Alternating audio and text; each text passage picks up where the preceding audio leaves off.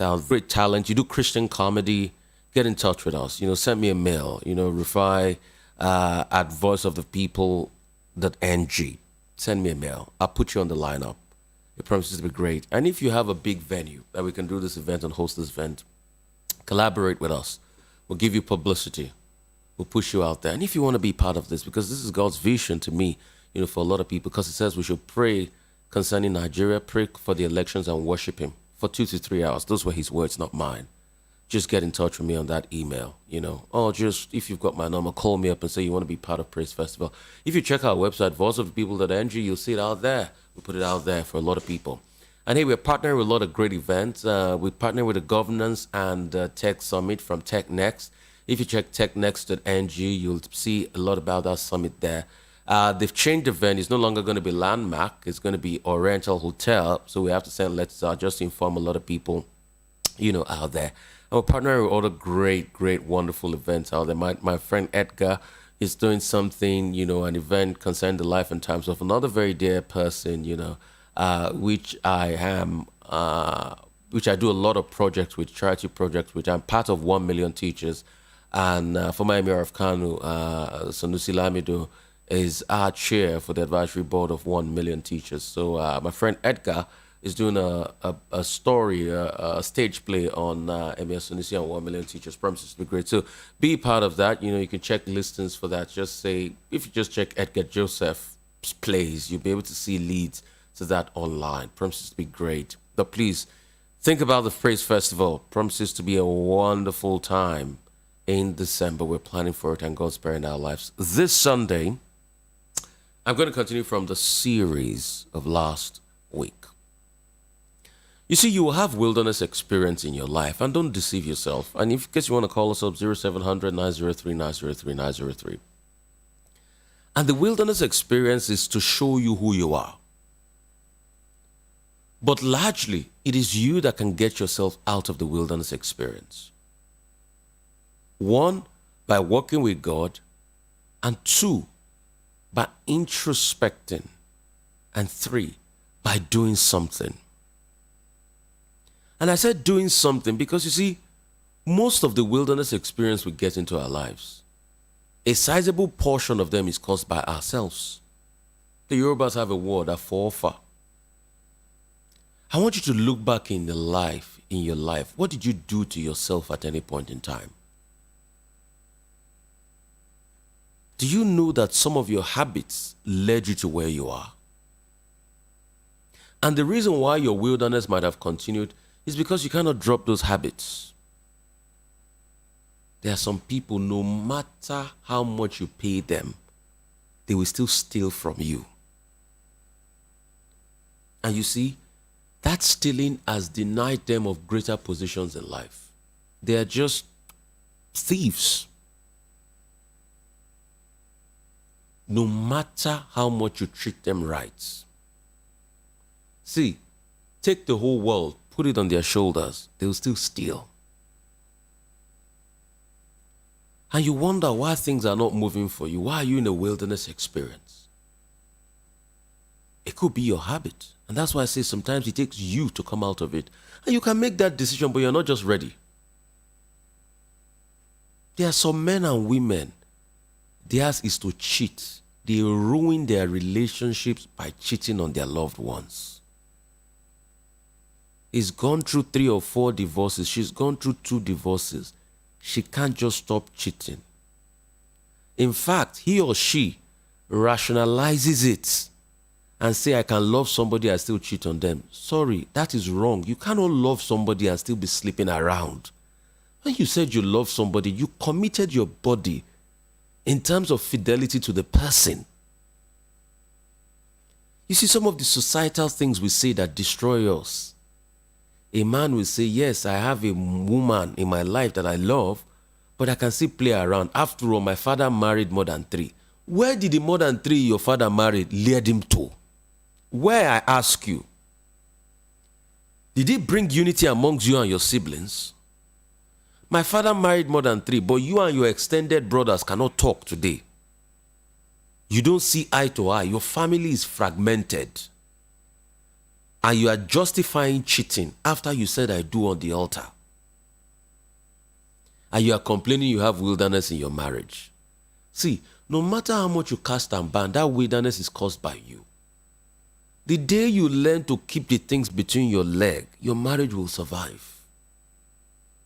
No matter how much prayer and casting and binding, as long as your mindset rationalizes illegality in your marriage and people react by leaving you, it will continue in your life. So don't deceive yourself. You see, we live in a society where national deceit is a favorite pastime. That's why you see people hail thieves in this country.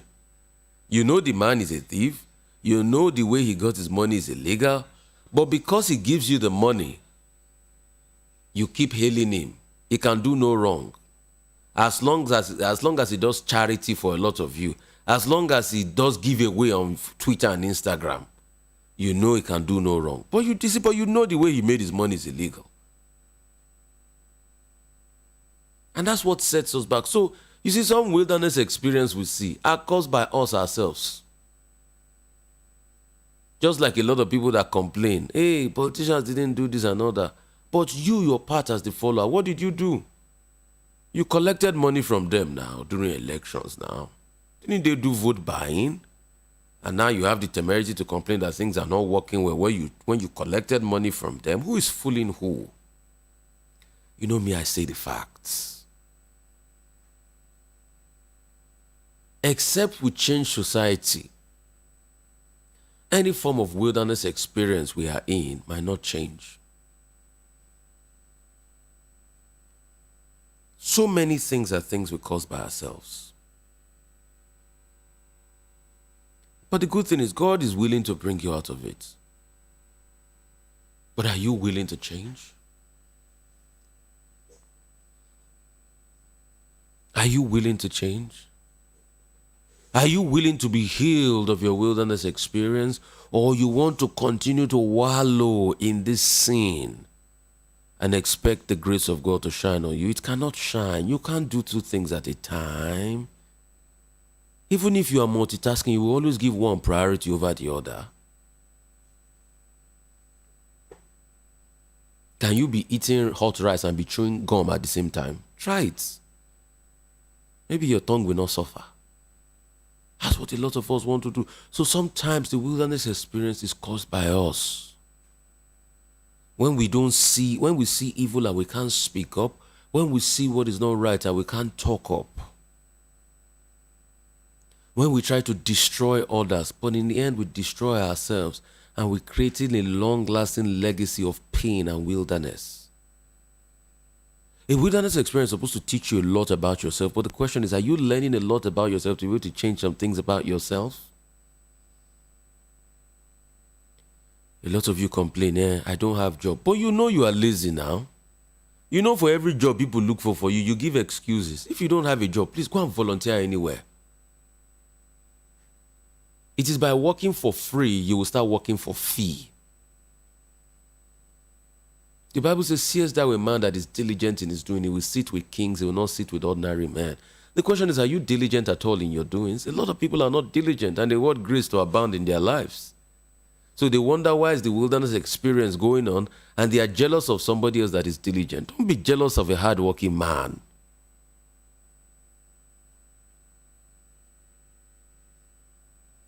People are not ready to work.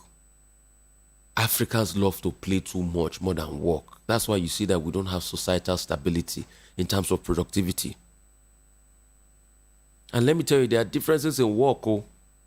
There's something called smart work and hard work. What we like to do in Africa is hard work. We don't do smart work.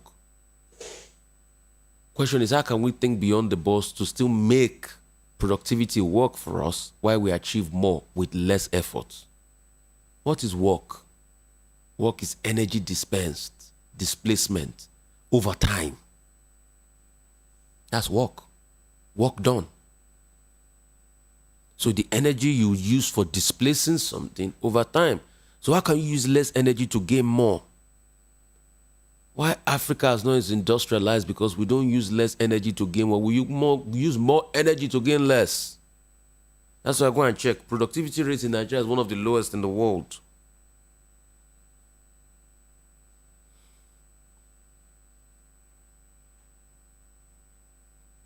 What do we want for ourselves? What do we want for our lives?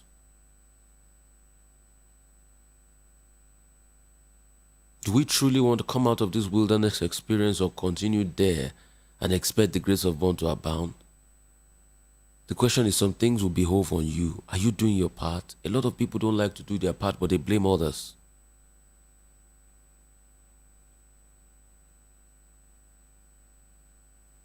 Behind every move, there's a mover.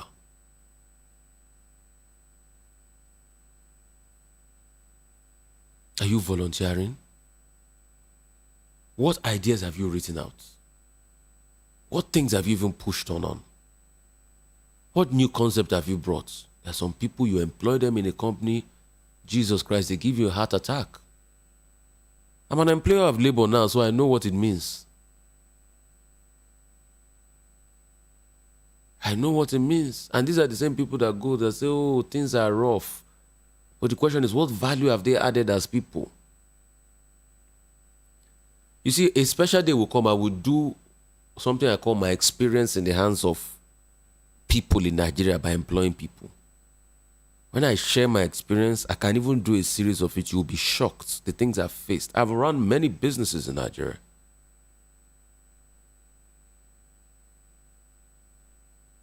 When you hear my experiences in the hands of people, and the question is, you are just trying to give other people a chance to push, to make things work, to make life good, to make life veritable, to ensure that people get along.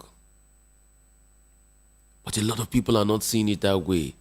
Either ways, they are thinking of how to exploit you, to take away from you, to destroy you, not to add value. And you wonder, how can society move forward?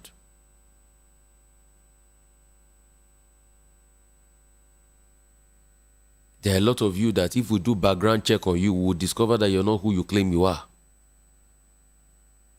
And you want your wilderness period to be over. Your life has been a cacophony of lies. And you want God to bless you. You want your wilderness experience to be over. The Bible says, seest thou a man that is diligent in his doings, he will sit with kings, not with ordinary man. So the question is, your capacity to sit with kings is incumbent on your diligence. And why your wilderness is continuous is because you are not diligent. A lot of you want to just eat your cake and have it. You don't want to walk soft life. The only substitute for a soft life is hard life. Don't let me deceive you. The only substitute for a soft life is hard life.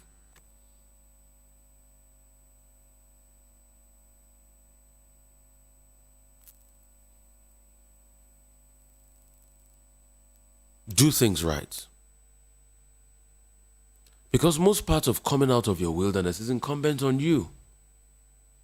And the question is, what are you doing in your own regard or in your own parts to come out of the wilderness?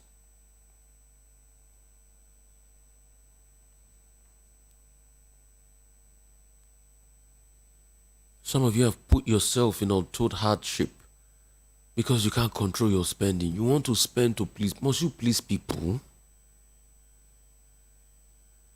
Must you please people?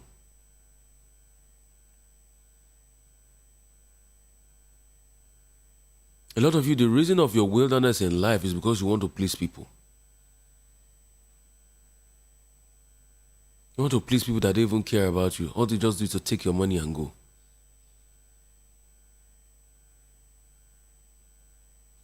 Must you? Is there anything you gain from pleasing people? Or you are waiting for the adulation of man. You are waiting for men to say, oh my God. The Yorubas have a saying, we're any fine boy, I can call you good boy, lovely man, just to have my way. It doesn't mean I respect you.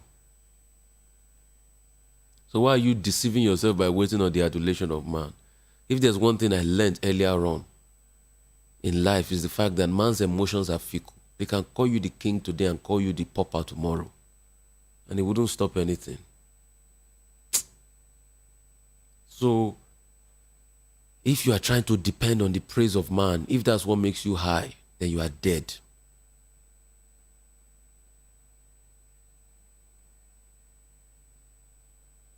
If it's what men say about you that makes up what you think about yourself, then you are foolish. I don't depend on the adulation and praise. I'm a stoic in my head. That's why for me, the focus of what I want to achieve is what matters most to me. Not the adulation of men. If it comes, fine. If it doesn't come, I move on. I'm a soldier of my own purpose.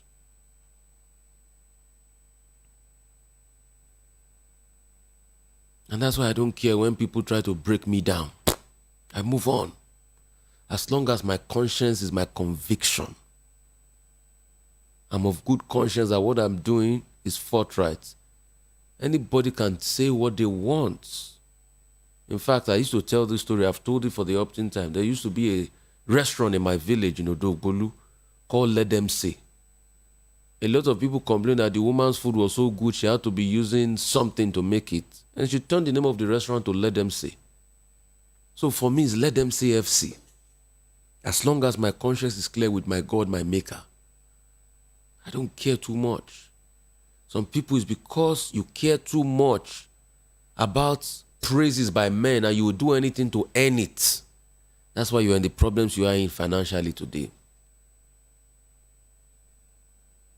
A lot of people want to show off.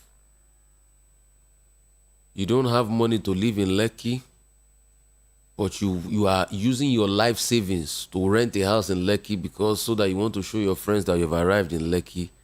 Are you okay? I'm not sure you're okay at all. If it's Iyanopaja, your money can make you live there. Everybody has a certain point in life.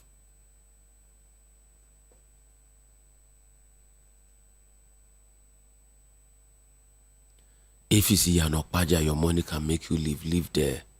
Everybody has a starting point in life.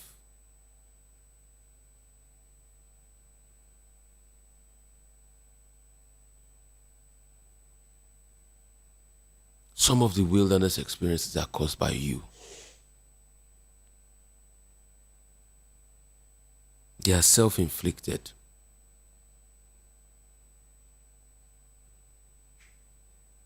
And except you understand and realize this, your life will not be a whole lot better.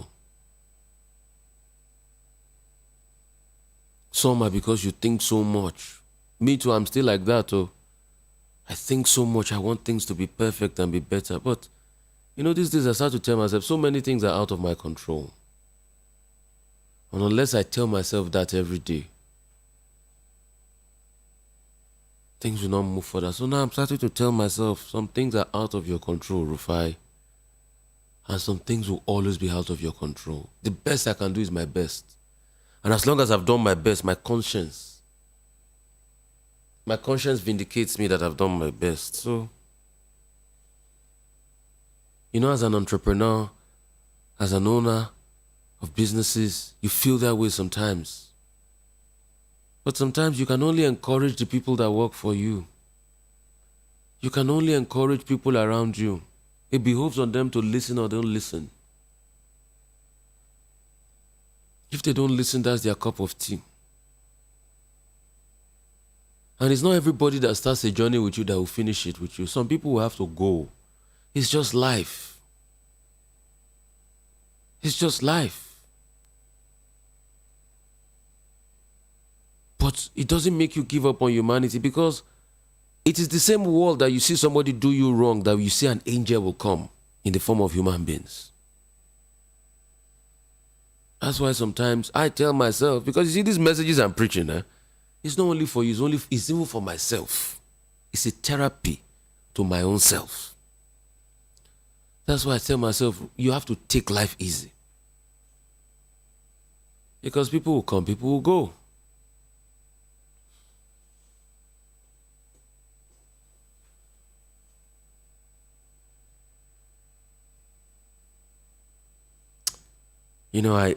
I feel so much virtue and spirit in this message, and it's speaking to me myself. I feel a lot of power leave me. Because for some people, this will be the greatest message you'll ever hear today or in your life. You know, I'm just led to open up the phone lines. I want to hear from people.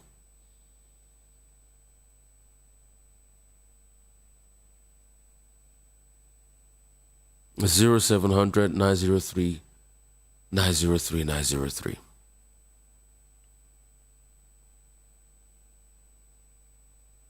This is powerful.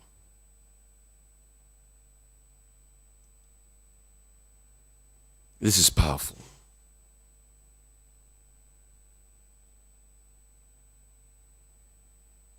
Sometimes we are our own problems. Sometimes we become our own worst enemies.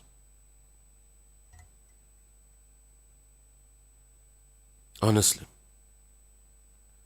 And this message is on on Twitter. It's called Wilderness. Sometimes we become our own worst enemies because we cannot introspect, because we cannot be detailed enough in our thinking, in our outlook. We destroy ourselves without knowing. You see, life is to be lived in abundance. That's why I tell you, don't make life difficult for another person. Don't make life difficult. Do right, do good. Do fair, do square.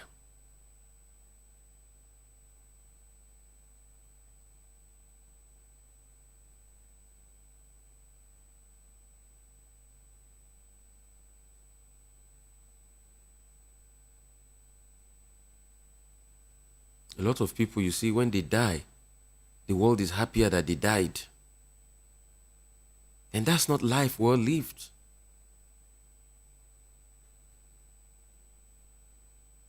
You need to do better, because some of this wilderness experience you're going through, it is caused by you. Because you can't just make concessions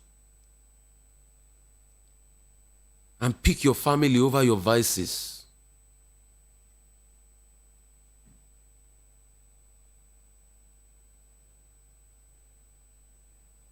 Wilderness Part 2 is up live on the podcast.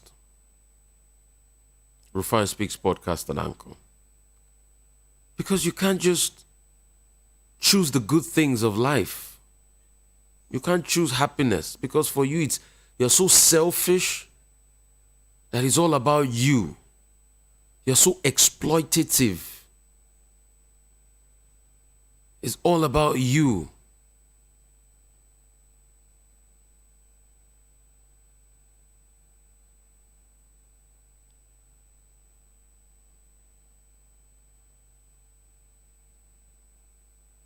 You're so exploitative that it's all about you.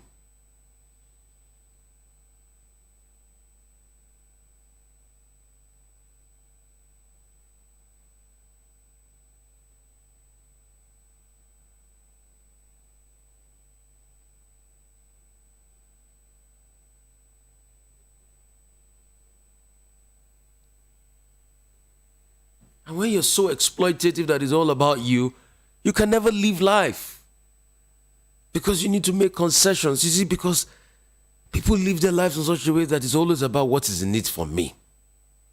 And sometimes you sacrifice. People don't want to sacrifice any longer. All they want to do is they want to destroy, take. I know by human nature, we're very selfish human beings. Human beings are very selfish, but even with your selfishness, there should be some level of selflessness. If only people can just be selfless a bit.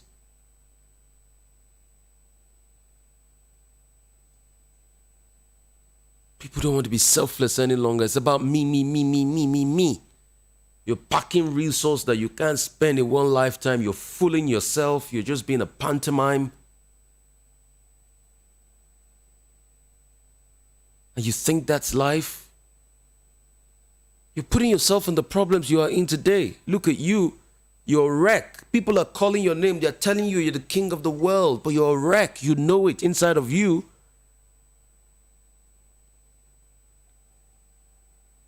Because internal happiness means so much more than anything. But a lot of you, you're not happy. Can you imagine? You have the world and you're not happy? The world you've always wanted? You think by having the world makes you happy?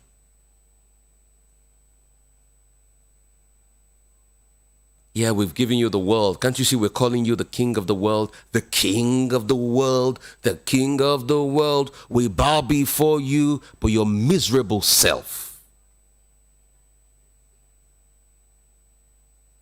You're in a wilderness. And you're stuck in a moment and you can't get out of it. Do not say later will be better. You got yourself stuck in a moment and you can't get out of it.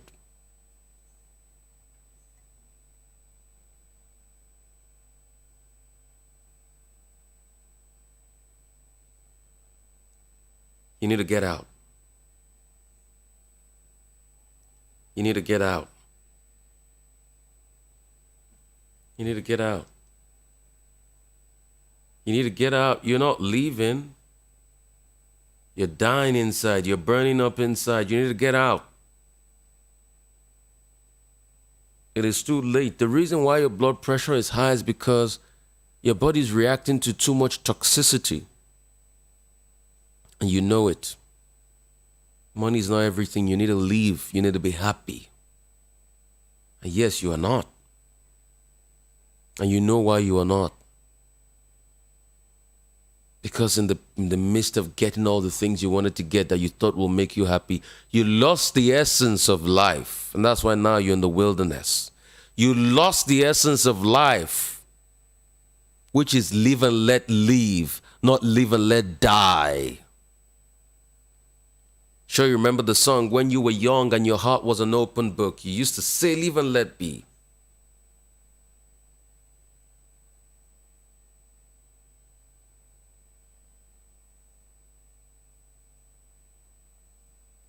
You lost the essence. And that's it. Look at you, big man. Everybody calls your name. But deep inside, you're dead. You're not happy. The funny thing is, when you die, they'll still say, oh, he was a great man. But deep inside of you, you know that you were empty as anything. I don't know why God pushed me to preach this way, but I know He wants me to liberate somebody today.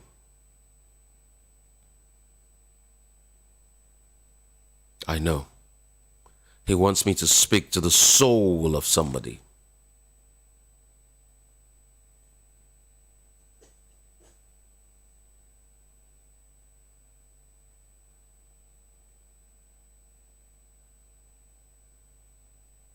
I want to hear from you. 0700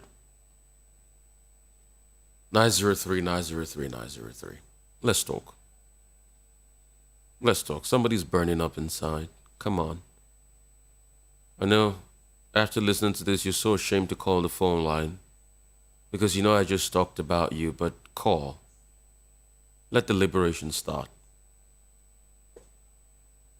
The wilderness experience you're going through, some of the time is caused by you and you know it. Don't be shy. Pick up the phone line, call. I know you're burning up inside. I know I didn't prepare to burn you up inside, but you know, the Holy Spirit leads and directs me.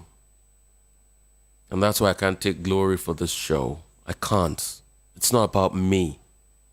It's about what the Holy Spirit is doing. I know you're burning up inside. I know. Call.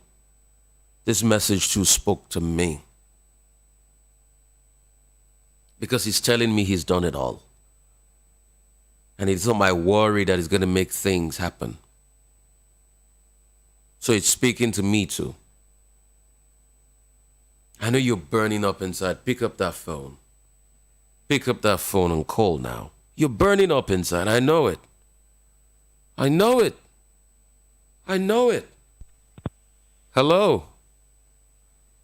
Hello, good morning, sir. Morning, how are you, sir? You're calling me from France. Where in France are you calling me from?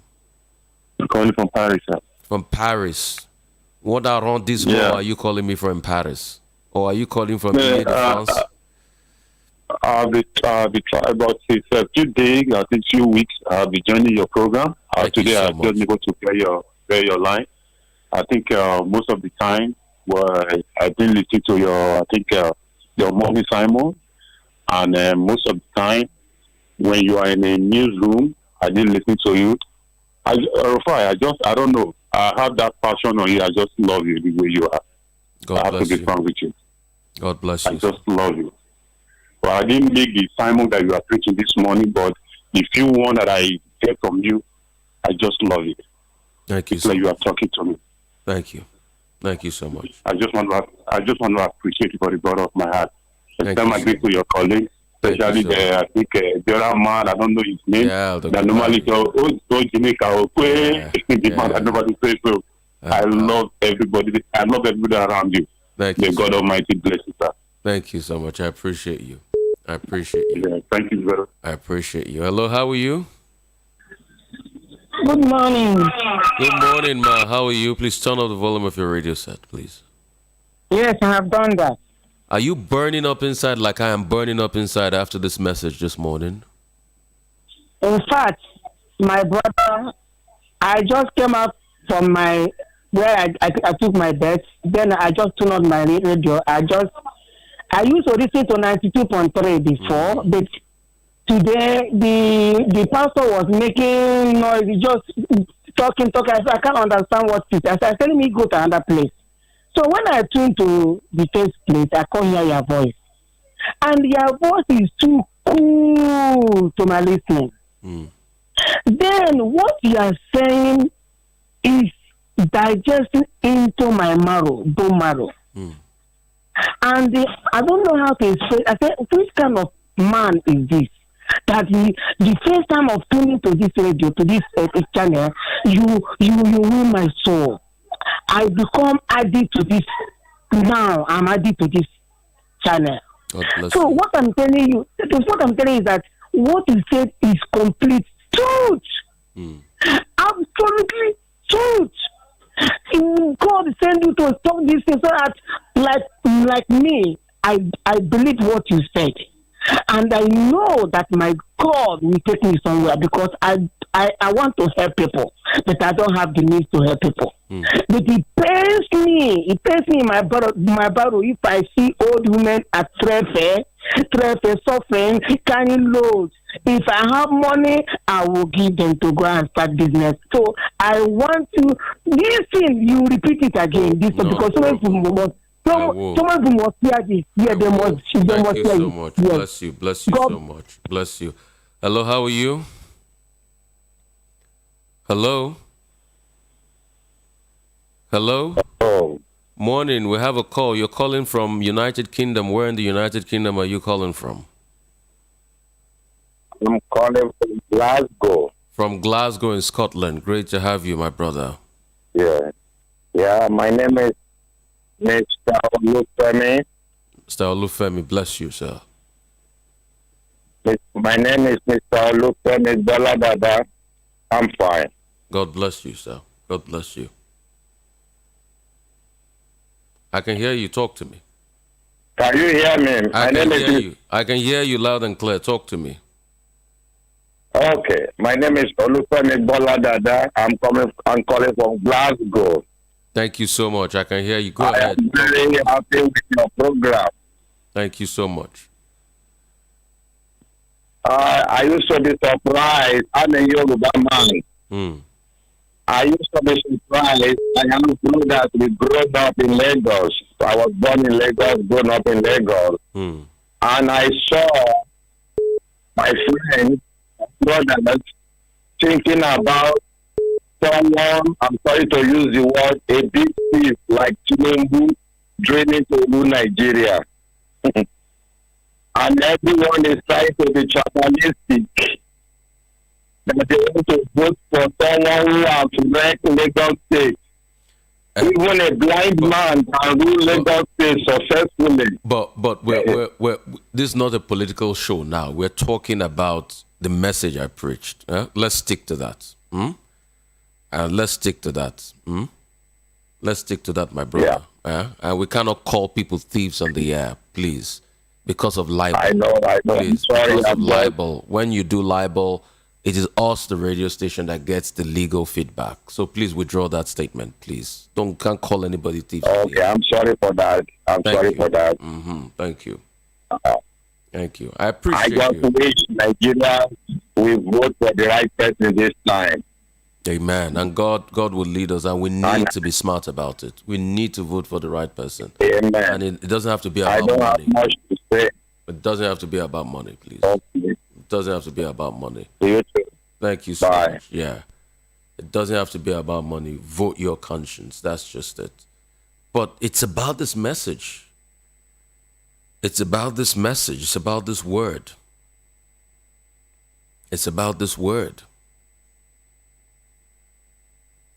It's about this word. The fact that we're so stuck up on ourselves. Hello, how are you? Yeah, hello, good morning. Pleasure to have you. Yeah, good morning, Mr. Rufai. God bless In fact, my name is Zim. I'm calling from Ikeja. I think your message this morning really speaks to me, really. There was a statement you made that you will not come out of your wilderness if you think spending money on people will make them to change about how they feel about you. Yes.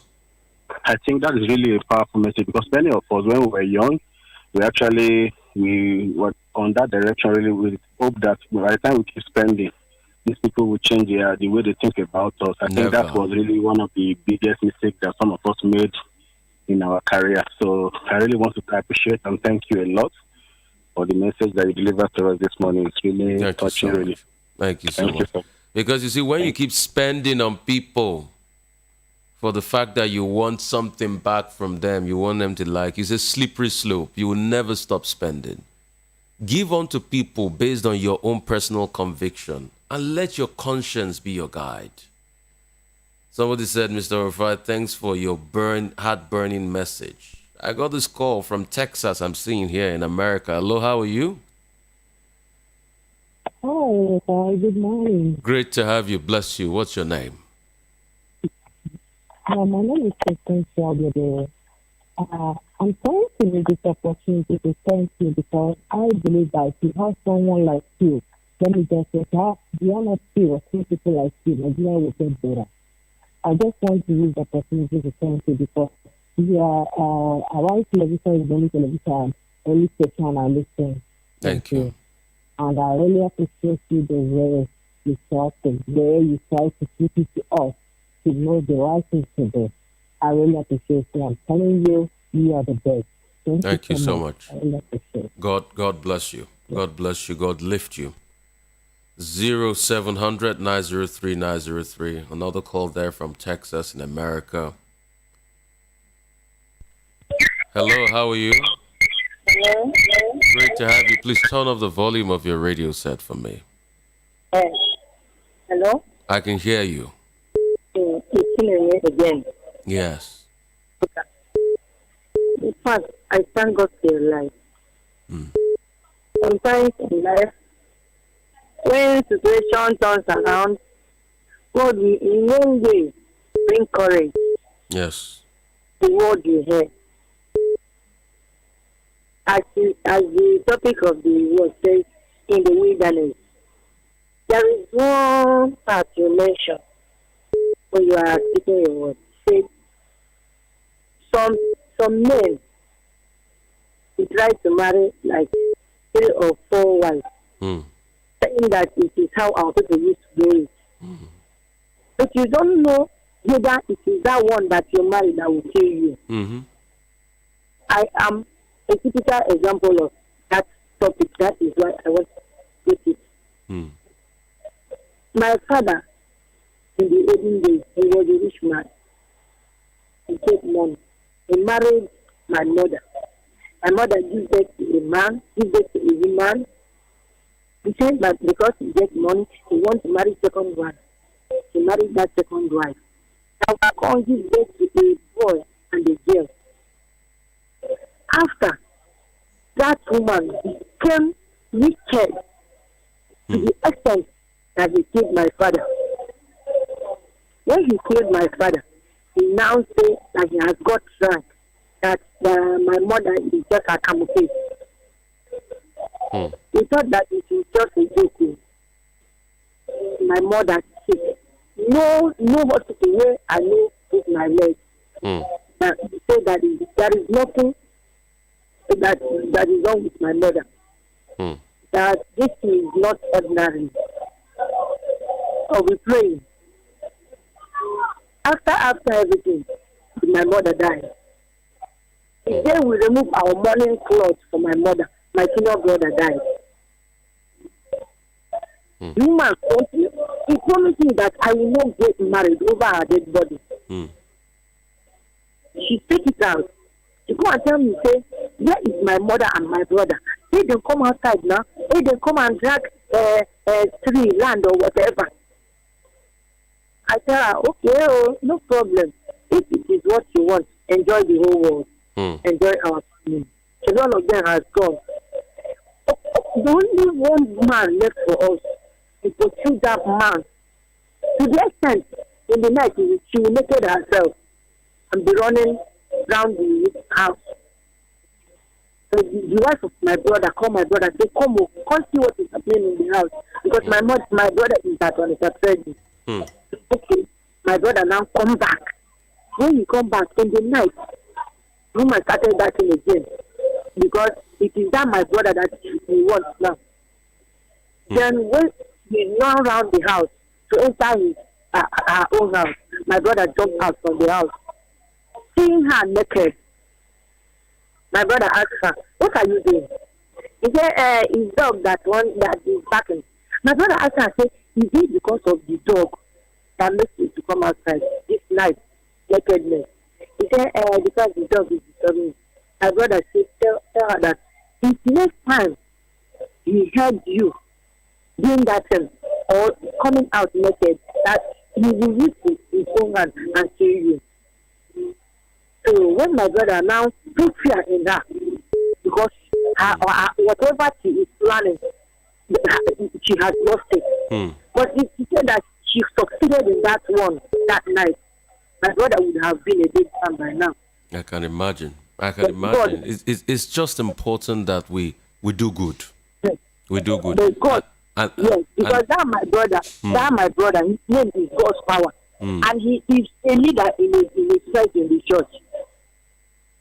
So one woman don't come to her and say, they are pursuing you, but you are like a tree planted by the riverside. They just put knife on your side, they will not get you. Amen. And nothing will befall them in Jesus' name. It is well with you, my sister. I really appreciate you. Other callers are calling, so we can take other calls. Now, allow me to finish. Okay. I want to contribute for another side. Another side, what I want to contribute is that some people in this life, they are unsatisfiable. Like when you are talking, you say, even if you give them the whole world, they will not be satisfied. They will be complaining. They will be complaining. In this life, what me, I say to myself, I will do my best and leave the rest for God. If I know that thing that is good for me to do it for somebody, I do it for you. But if you do not appreciate me, that one is left for God. Me, as I go like this now, is a testament. I'm a good. Nobody, none of my husband's brother is asking me. Because he's taking care of me. I'm not lacking anything. As I go like this, I got accident by the ending of March. I'm inside my house, and my God is taking care of me. And it is well with you. God will constantly take care of you. Please, I would like to thank you so much. We know I've spoken to you for 6 minutes, which is the longest on the show today. I appreciate you. I thank you so much. But one thing I would like to tell you, one with God is always majority. Yes. No matter what people That is think, my consolation word to myself. one with God is always majority, and keep that word with you, and God will bless you. It is well. Hello, how are you? We've got another call from South Africa. Hello, how are you? Hello. Great to have you. Where are you calling us from, South Africa? Yeah, sorry, I'm calling from South Africa. Where in South Africa are you calling from? Sorry? Where in South Africa are you calling from? Johannesburg. Joburg in South Africa. Talk to me. What's your name, sir? Yeah. So my name is Mike. Great to have you, Mike. Yeah. I am tuning to this station for the first time. I just saw the face of this brother Rufai, and then, but I think the message has already been delivered. But Yes. I hear a couple of guys, talking good about that. Yeah. And it's somebody that has always spoken senses to us. You're speaking to Rufai. It's Rufai you're speaking to. You're speaking to me. Live Are and you direct. serious? Yes. I closed the volume. I thought I was speaking to someone else. No, you're speaking to Rufai. I'm here. Live and direct. Okay. Rufai, Yes, sir. good morning, and thank you for this. Okay. Thank you for allowing yourself to be used by God. Amen. In a very serious way, and making a very serious impact in the life of everyone. I wouldn't know the message you delivered this morning, but you can watch it again. You can watch it again on our YouTube page. On the YouTube page, you just watch it again. It's a powerful one. Okay, on your YouTube. Yeah, Voice of the People 90.3 YouTube. Just subscribe there. You watch it again. We have all the powerful messages. I just want to encourage you. Yes, sir. I want to encourage you to continue to do what you're doing. My prayer is that God will continue to increase you, increase your knowledge, increase your understanding, increase your resources, of course, and promote you in all ramifications. Promotion comes from God, and He decides where He wants you to be. As a young man, we are looking forward to when some of you will be at the helm of affairs in our country, so that some changes will be there. I pray that you will not change too. You will continue to change for better. Amen. Your colleagues in Rise station, I want to encourage all of you to continue to do what you are doing, and God will continue to protect you. Amen. Thank you very much. Thank you so much. Bless you so much. Really appreciate you. Hello, Ambassador Musbao. How are you, sir? Good morning, sir. Great to have you. Bless you. You are blessed. Yeah. And I listened to you this morning, and I was touched. I was by what one of your comments. Because I have something burning in my heart. And I've been living with this for a long time.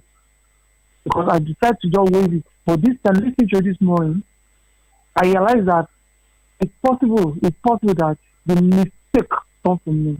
Yes. Yeah. Yes. I discovered it has to do with my matrimonial home.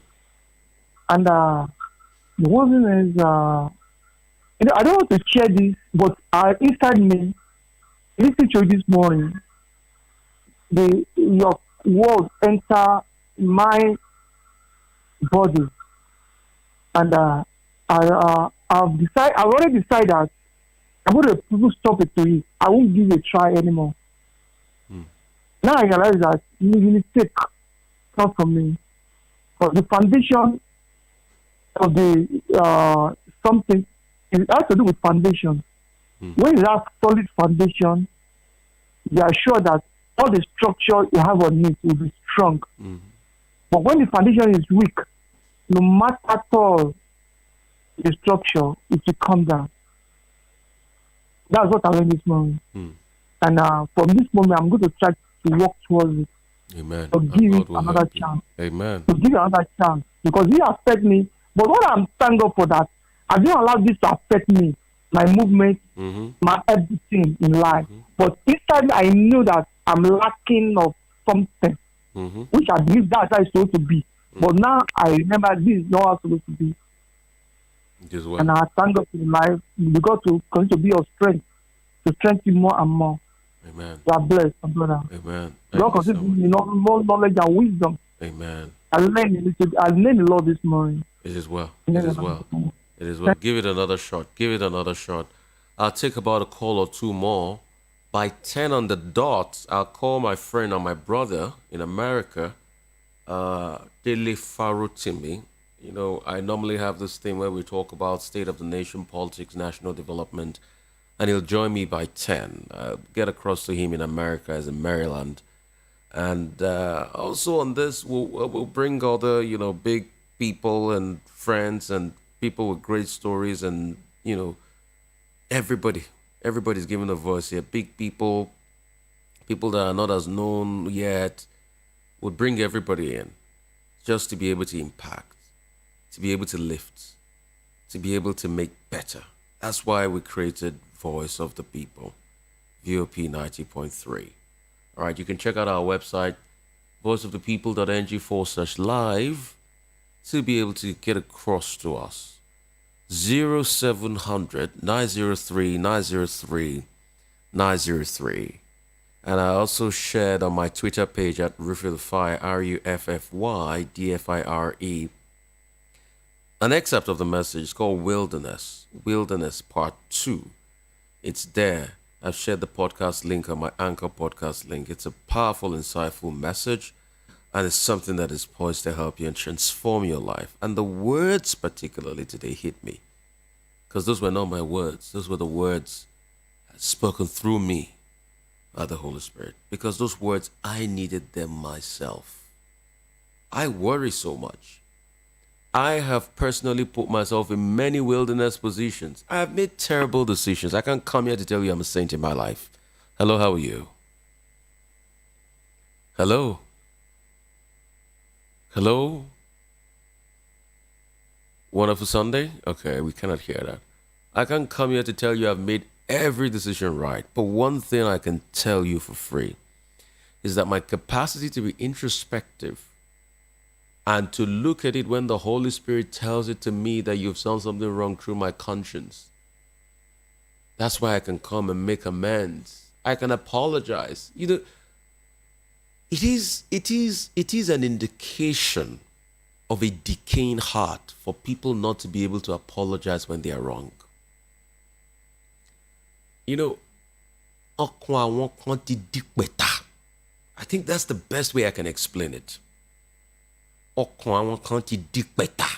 means it is so dirty and scummy that nothing great can come out of it.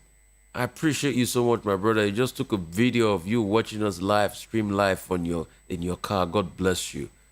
I appreciate you. Please, we're streaming live on YouTube, VOP 90.3. We've got 23,000. And you see, that's what I say. Even about this project, VOP, it's God's project. God said it was time. I've been nursing ideas, but God said this is the time to impact people. And this project came to light. But you need to have a heart that is ready to change. You need to have a heart that is ready to make amends when you go into your wilderness period. Because some of it will be caused by you.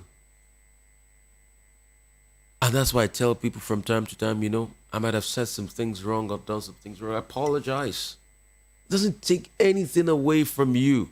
Apologize. Some people, the reason for their perpetual wilderness is their background. Maybe I'll expatiate on that next week. I'll make you see how your background determines your thought process. I'll make you see the reason why some people don't even believe anything good can come out of Nigeria, because of their background. When people are talking, it is their generations that are talking. They don't know. Please remind me that next week. It's going to be explosive. This wilderness. When people are talking sometimes, their generations are talking. The hurt of their fathers are talking. There's somebody I was talking to the other day, and they told me the reason why I don't like people from a particular tribal group is because my father said he cheated him in the past. That was your father. We take biases and put them on many generations, and we look for affirmation in the bias. That's why you hear people say, oh, these people, they are like this. It's just one pet. You see, there's a lot we are going to use to change mindsets. You see, the reason why God has given me the capacity for media is to change mindset and break mental and shackles, man. Shackles. To break mental shackles. Because you see, the reason why the world is the way it is today is because there are many mental shackles.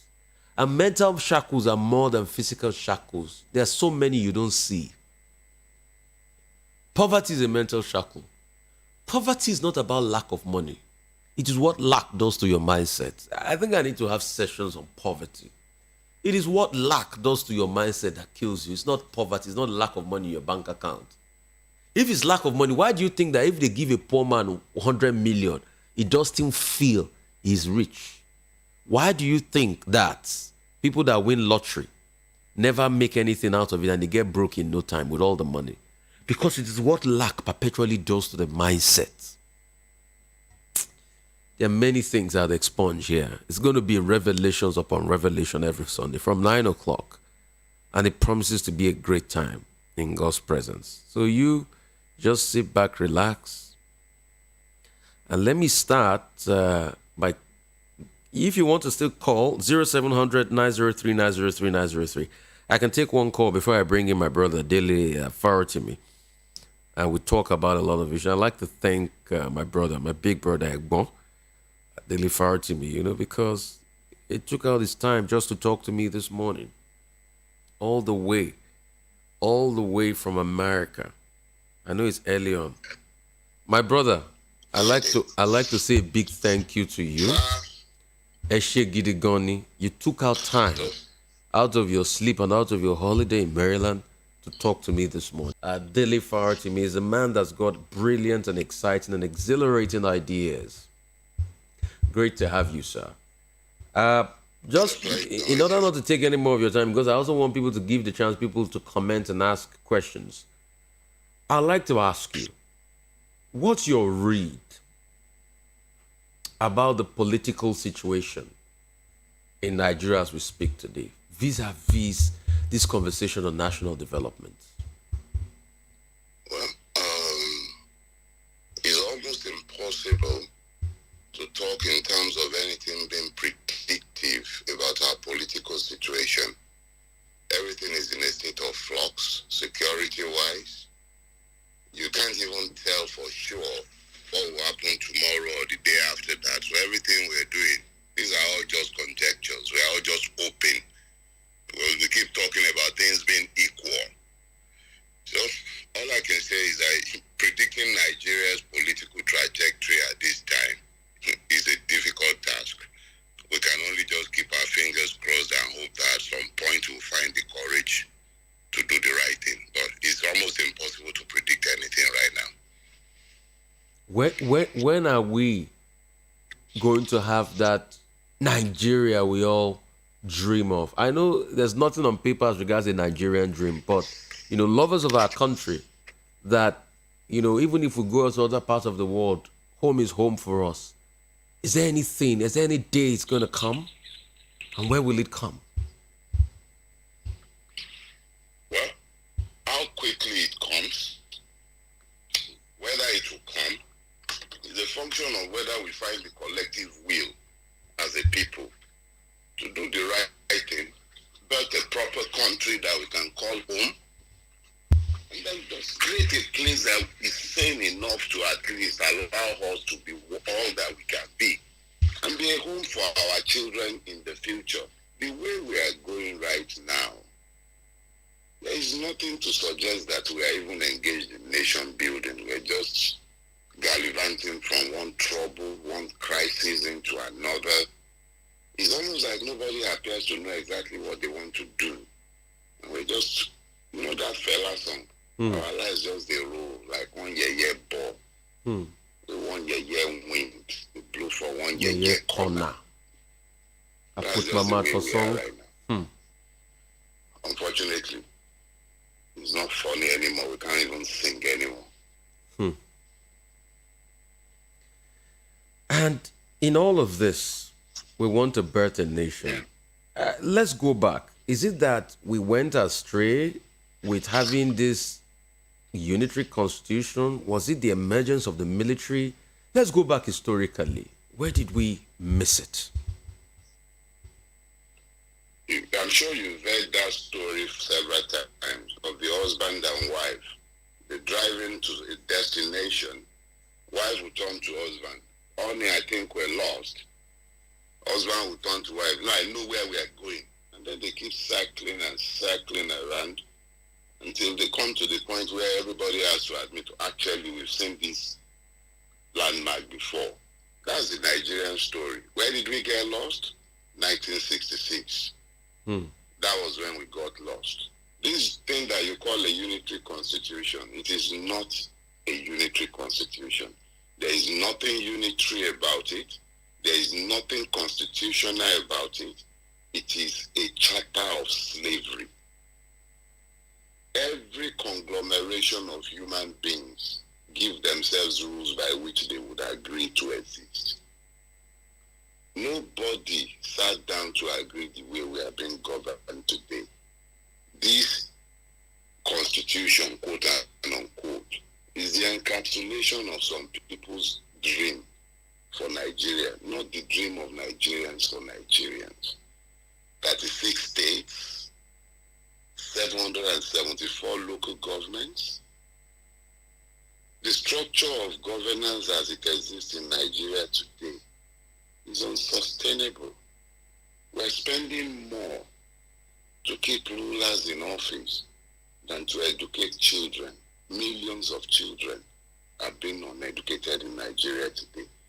They are being left completely unproductive for the future because of the governance system. Today in Nigeria, no governance is going on, just maintenance of the ruling class. So if you want to know where we went wrong, look to the superstructure of governance in our country. That is where we went wrong. Since 1966, Nigeria has just been existing as a patchwork of other people's desires. So somebody wants a state to appease his girlfriend, you create one. Somebody would like to have the state headquarters in their village, you cite it there. So he wants a local government so that his hometown will become the local government headquarters. Create one. So you have a situation where there is no centralized planning with altruistic reasons or intentions governing them.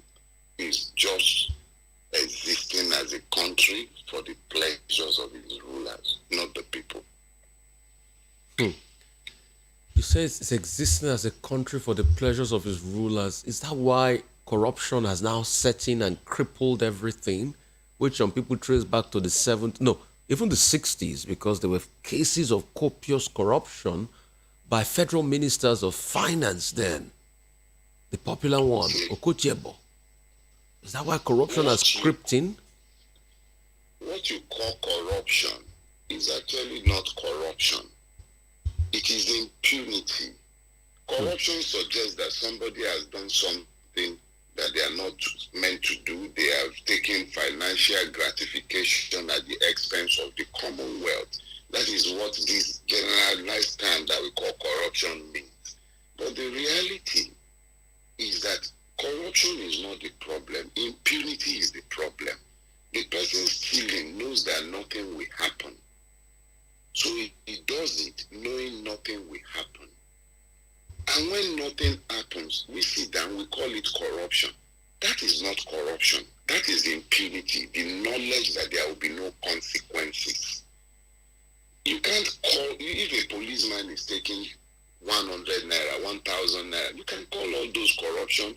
Not that it still makes it corruption, it's still the same impunity. But when you have ministers of states, governors, senators, functionaries of government, elected and appointed, brazenly dipping their hand into the happen to them. But you have EFCC breaking open the doors of hotel rooms, searching for Yahoo boys. That tells you what that society deems to be corruption. So when it is done by a member of the lower class or by one of those that are deemed expendable, it becomes corruption.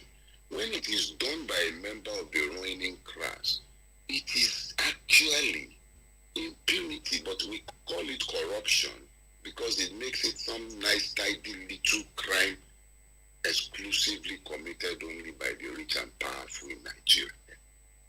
Corruption is just a catch-all phrase for impunity.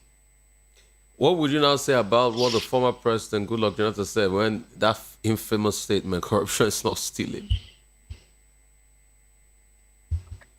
Jonathan is an inelegant user of the English language.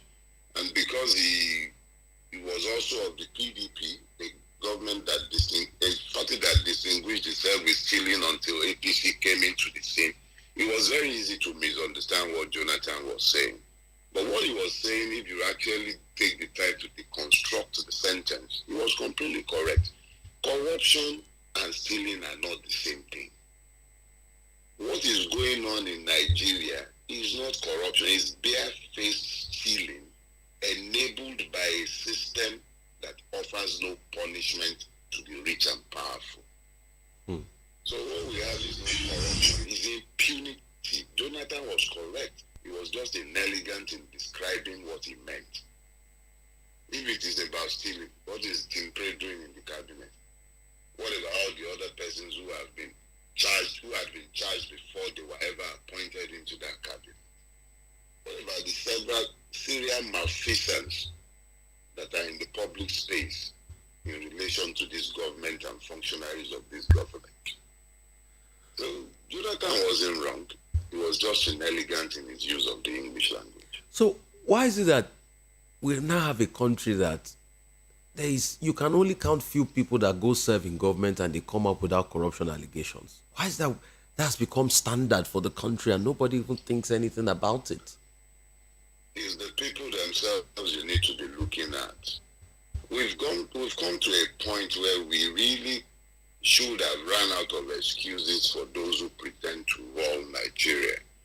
But our capacity to tolerate these malfeasances indefinitely has created an atmosphere, an environment where these madnesses have been completely normalized. It is we who are being ruled, whose lives are being directly impacted and destroyed, if I might add. We are the ones who have a duty to demand the cessation of this madness. But if we continue to tolerate it, the ruling class will continue to take advantage, as they always have, in the knowledge that nothing will happen to them. So as long as we tolerate this, it becomes a culture. And that is why you see this happening everywhere. People go into government, good men go into this government. Not just Buhari's government, they go into the Nigerian governance system, get caught up in that, and their lives are destroyed, simply because the system is not designed to work for the people. It is designed to work for the rulers. And the moment they get within the system, they find very quickly that all their dreams of changing it are just that, dreams. Fix the system and this will end. At least it should begin the journey. Okay, so why is it that we now have a country that the two accountant general back to back were immersed in corruption allegations? The two CJN back to back were immersed in corruption allegations. And these are two very important positions in Nigeria. Rufai, Yorubas have this proverb. We say, Amukun, Eruewo, Olorile Enwo, Erusale. You tell the crippled man that the load he has on his head is lopsided. And he quickly draws your attention to the fact that his legs are equally just as lopsided and crooked. It is impossible, note that word, impossible, for an hen, it can't lay black eggs. You cannot expect the Nigerian state, emerged in corruption from its root to its top, to produce a CJN, that's the Chief Justice, who is not corrupt, when the whole system itself, the entire judiciary is rotten. So you want the head of the fish to be spared. It's impossible. You talk about the accountant general. How can an accountant general account for anything in an environment that is generally devoid of accounting? They don't account for human lives. They don't account for material. Nothing is accounted for in Nigeria.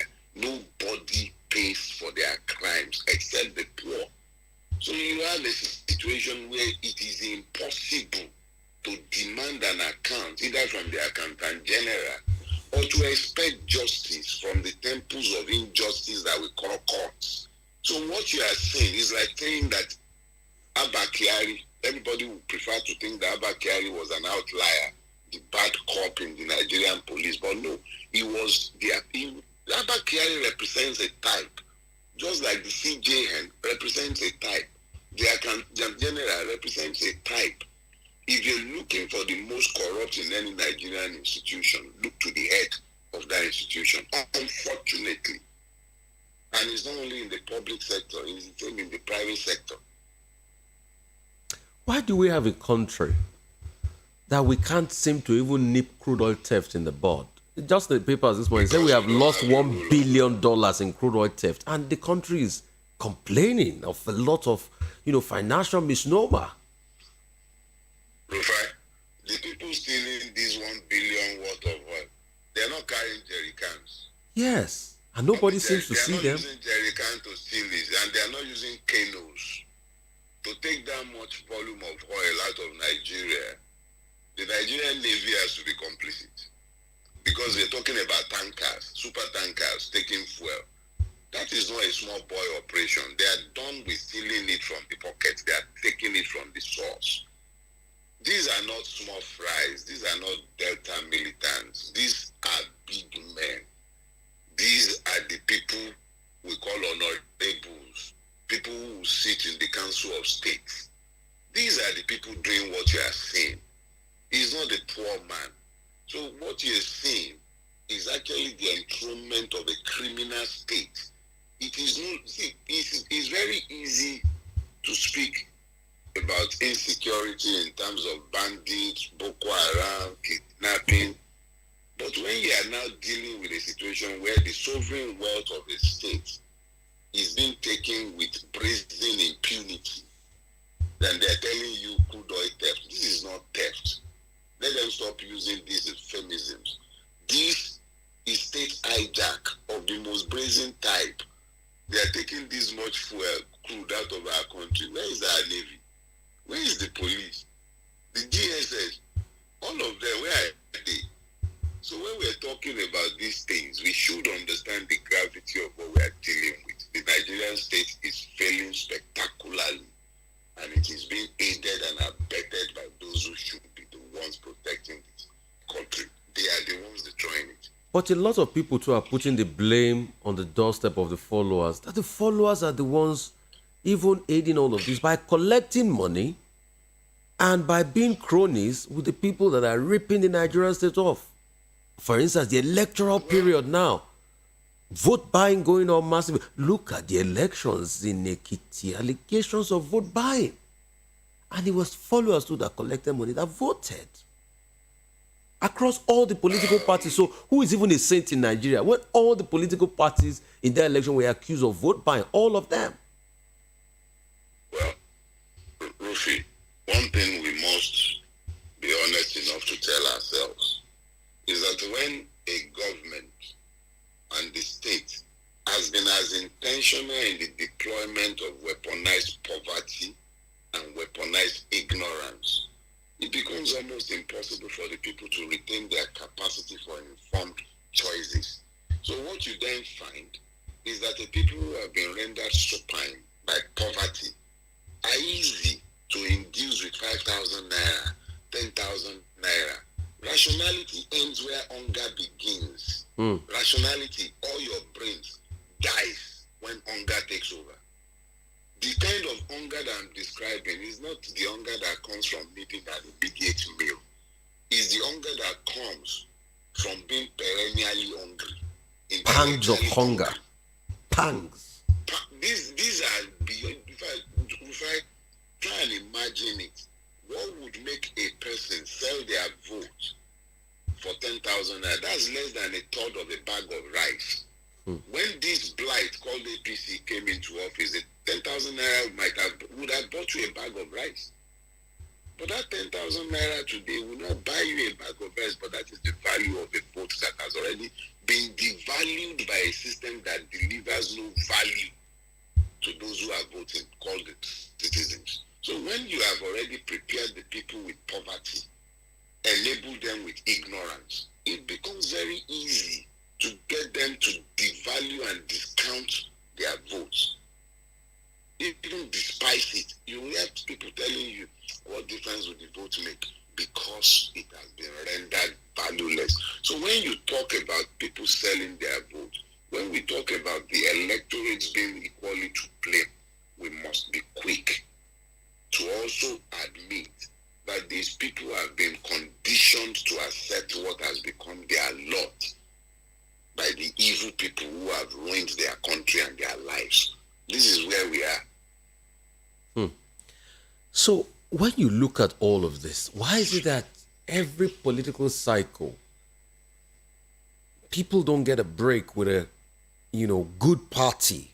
We hardly see somebody that come and say, okay, let's get a break. We'll have a good party, good people in place, and start to change things. In fact, it looks as though the preceding years were better than today.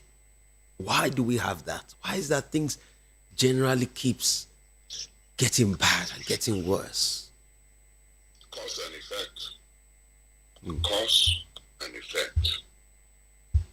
The situation we are in Nigeria right now is both good and bad. Bad in the sense that everything is actually genuinely quite bad. Economics, the security situation, even hope has been depleted in Nigeria these days. However, as bad as it is, there is also something good in that matrix. And what is good about it? You pointed out that every succeeding administration appears to be worse than the ones that it has succeeded. That has been the progressive case of the Nigerian. It's been progressively bad. However, that should tell us that we have to do something different this time around. We can't keep doing the same thing over and over and be demanding that there should be a different result. So if we are going to do something different, if any good is going to come out of our current situation, it will be because we came to the realization that this can't be an election the normal way. This has to be a leadership recruitment process. The people themselves, victims of this vile system, have to decide we can't carry guns to go and fight these people who are ruining our country. But we do have a vote, even if they have to pretend that it counts when they don't want it to count.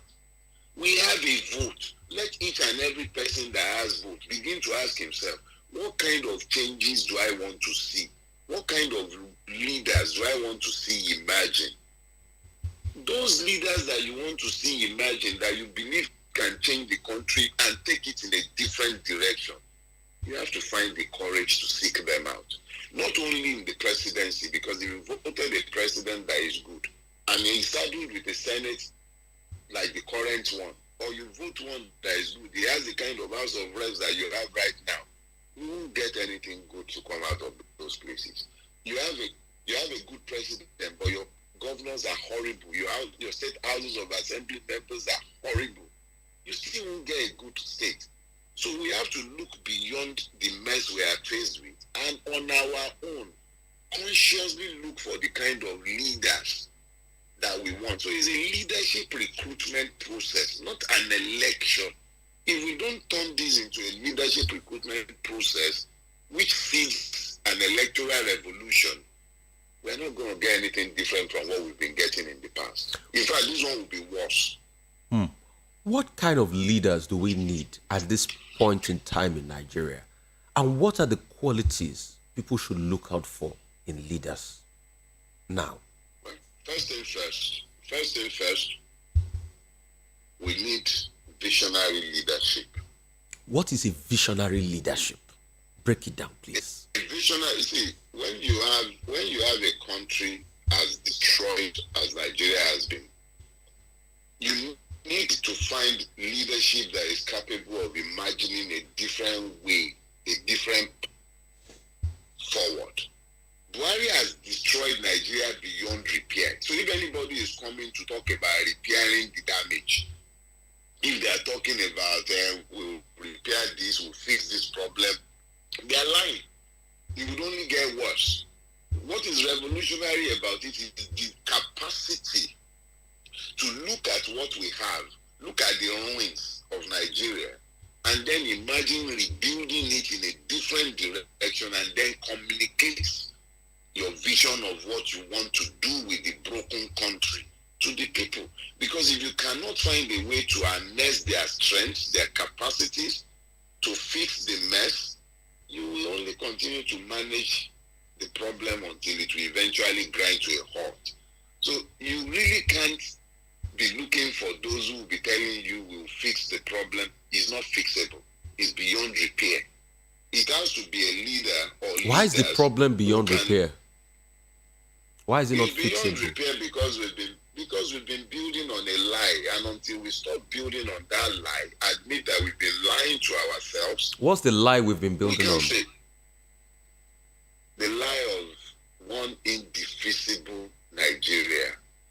Nigeria was never designed to be one indivisible country. It was designed to be a multiplicity of nations who are flexible enough to coexist with mutual respect. So it goes back to that constitution. It goes back to it. There is no way you can run away from it. It is not by accident that those who founded Nigeria, they had series of arguments going as far back as 1948. They had series of arguments dating back to 1951. They dragged themselves to Lancaster House. They dragged themselves. Azikwe wanted a unitary system. Let me make clear that you don't have a unitary system in Nigeria today. Britain is a unitary system. You have devolution of powers. But Azikwe wanted the British model, unitary. This man in the north, Ahmadu Bello, was emphatic about not wanting centralized control of Nigeria. He didn't want it. He wanted a confederacy or a breakup. It was Obafemi Awolowo that counseled and advocated federalism as a middle ground position. So, okay, you know what? Everybody can have their country within the larger country called Nigeria. Insofar as it relates to defense and certain other things, currency, we would have commonalities and we would have centrality. When it comes to the other things, do it as you like in your own space. Northern region has its own embassy in England. So yes. Even the Western region had a Western Nigerian embassy in the UK, yeah. Back in the 60s, yeah. So it was that decentralized. Each region had sufficient autonomy to develop in the direction of its desires. And that's why Ahmadu Bello preferred to be the premier of the northern region than to be the prime minister of the country. Yeah, that's why he pushed Tafawa Balewa forward to be the prime minister. And he kept the northern region as premier. Exactly. They understood the diversities of Nigeria and they were willing to listen to each other's differences so that they could live as one. It wasn't about one side lording it over the other side. It was about having discussions, finding agreements. Nobody forced anything on anyone. So the further we have moved away from the independence constitution that became the Republican Constitution of 1963, the further we have moved away from these founding agreements, the further we have moved away from having peace. So number one for you, restructuring. Number two, with visionary leadership. a leadership that thinks of, how we can make anything. But that leadership for you must restructure the country, must take the country back to the former constitution before the coup in 66, right? Let me put it this way, Rufai. There is no silver bullet to fixing Nigerian problem, but that is essentially the story of the human race. You can't wave a wand and expect problems to disappear. However, there are certain fundamental steps that has to be taken if you want to deal with the problems of Nigeria. First one, restructure the country is urgent. Two, visionary leadership must emerge. But that is not all. The people themselves have to make a commitment to change. The people themselves have to be ready to change. But what I have found with Nigeria is that Nigerians are willing. It is the leadership that has been sorely lacking. We've never been blessed with good leadership in Nigeria. That is the problem. It's not the people. It's not the people. If good leadership will emerge, restructure the country, reinstitute the rule of law, the people will follow and Nigeria will work. All right. I'll open it up for phone calls, but please do not forget at Voice of the People here, we will be taking if you're a company out there, we'll be taking your salad greetings and all of that, for well wishes and all of that. So please, it has to be said that all your salad greetings, you can pay a certain token. I will do it for you right here at Voice of the People. And we're still taking a lot of calls. 0700 903 903 903 0700 903 903 903. All right. A lot of people are trying to call in, but we'll still take some calls. But I want to ask you again. Do you think, to a large extent, that we have not lost the generation of our youth now? Oh, I'm trying to reconnect. Let me see if I can get him back. And I want the Farotimi to speak to losing the generation of our youth, because it's really very important, because we need our youth to be on board right about now. I'm just trying to get him back. Once we can get back to him, then we can put him on the air for all of this. So all you just need to do is to keep the calls coming in. Keep the calls coming in. We're going to see how we can get him back on. Hopefully we're able to get him back on the air very soon. But okay, we'll just take some calls. Hello, how are you? Hello, good morning. Yeah, morning. My name is Hussein. I'm calling from Surrey. Okay, Hussein, your questions? Yeah, well, a very nice discussion. I've been following your discussion with your guest. Very nice one. Yeah. And I want to believe that going into 2023 general elections is going to be there's going to be a change in narrative, because the way the youth at the moment are coming out to participate in the collection of voters cards, I believe there is likelihood of a change in narrative. And now to the question to your guest. Your guest said that the president has not really done well per se. But do you really blame the president per se? Do you hold him responsible when he also has a cabinet that is made up of professors, doctors, lawyers, and the like? Do you hold the president responsible for the failure of governance in the country when he has people also around him who are professors, who are lawyers, who are doctors, and the like? Thank you so much. Who's the leader? Who's the president? The president is the leader. Who does the buck stop with? I guess it's the president. Okay, very good. But I'm sure I'll allow Mr. Farotimi answer the question himself. I still try to reach him back in America. Hello? Hello? Yeah, great to have you. How are you? Hello? Yeah. Hello? Hello, good morning. Yeah, morning. What's your name? Hello? I can hear you loud and clear. What's your name? Hello, good morning. Morning, I can hear you loud and clear. What's your name? My name is Akim, calling from UK. Where in the UK are you calling from? My name is Akim, calling from the UK. Okay, where in the UK are you calling from? Where? London. Oh, London. Go ahead, Akim. Talk to us. Yes, I have the same idea with my brother there, Dele Farotimi, who I've been following for some time ago, and yourself as well. Apart from my town man, I appreciate all that you've been doing to make Nigeria a better country.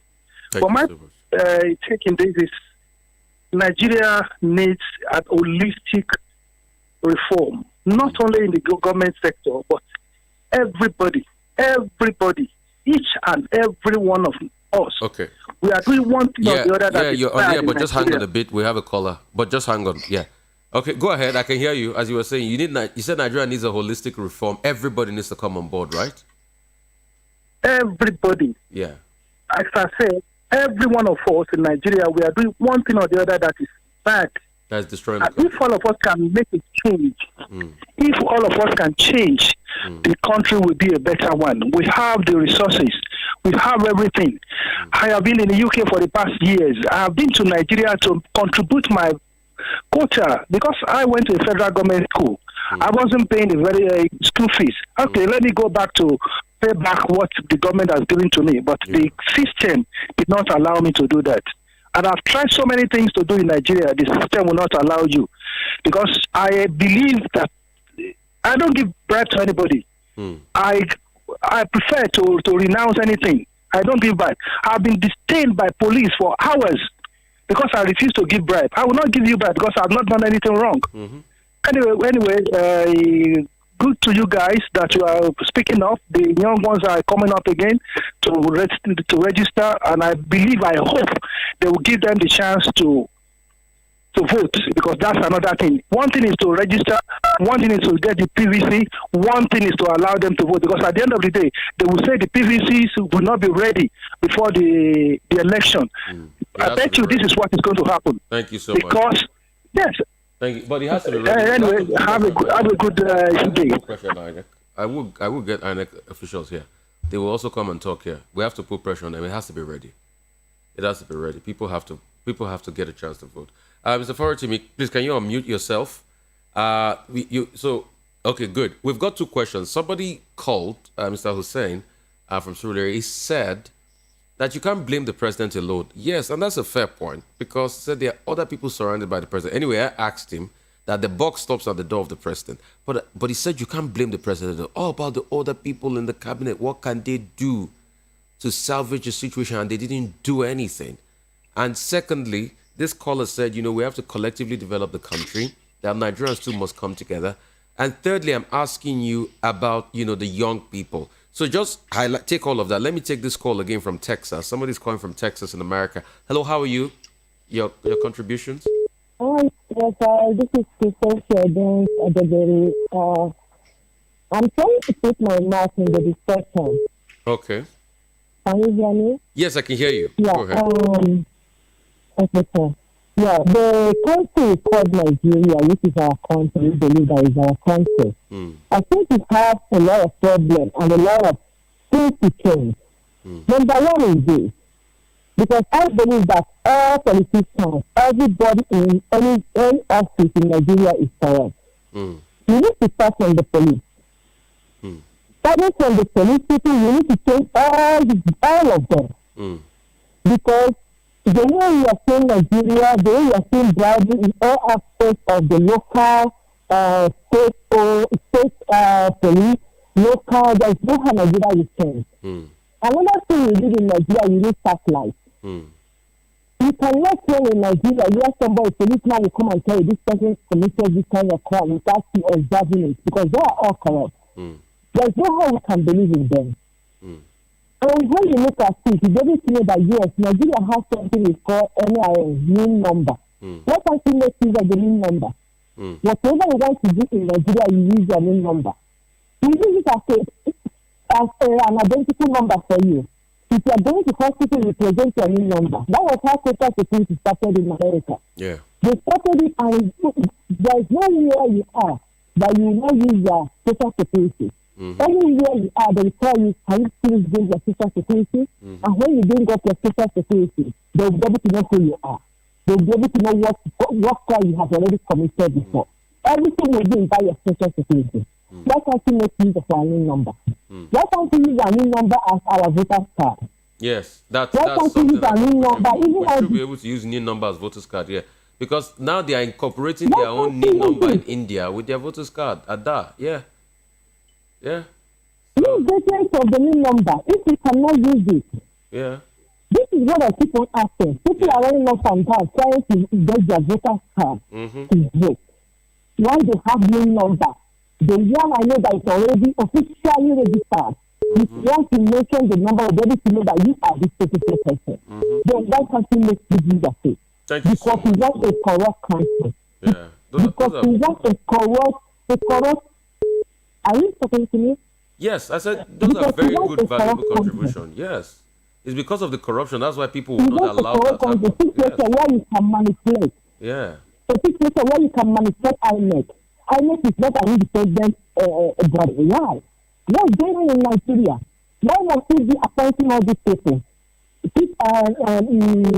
Justice officer, you be appointing the person. INEC copy all those bodies that here that will install somebody in the position. You be appointing them. Why are you appointing them?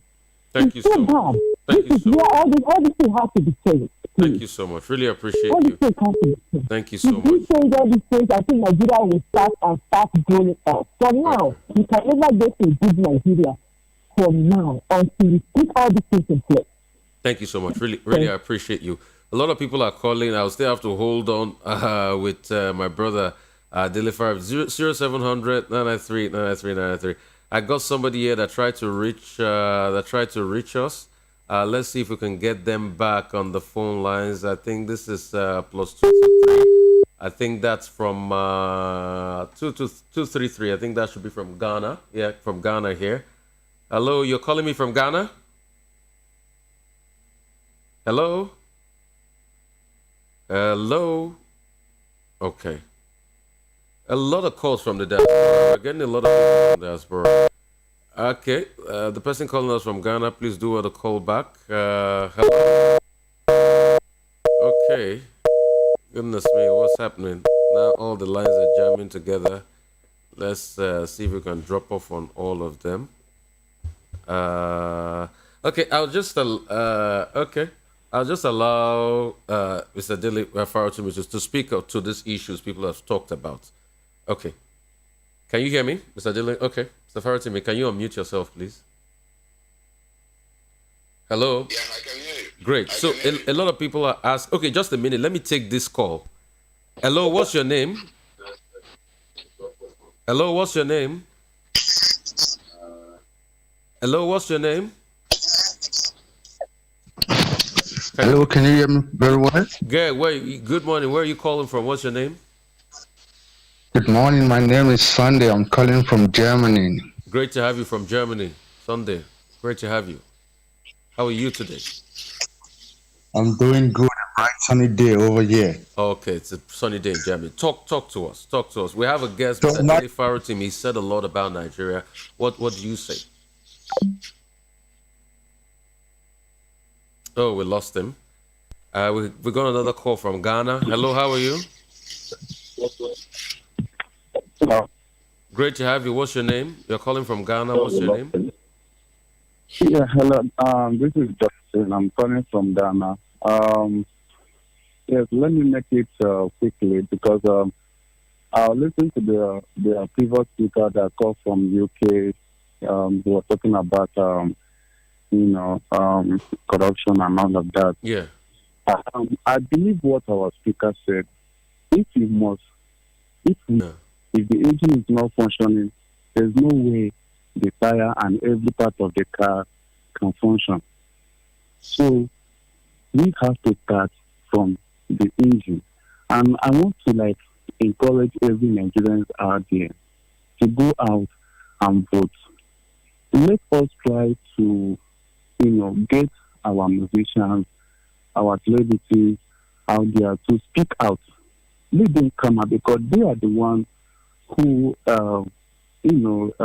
they have so much follower. They have people listen to them.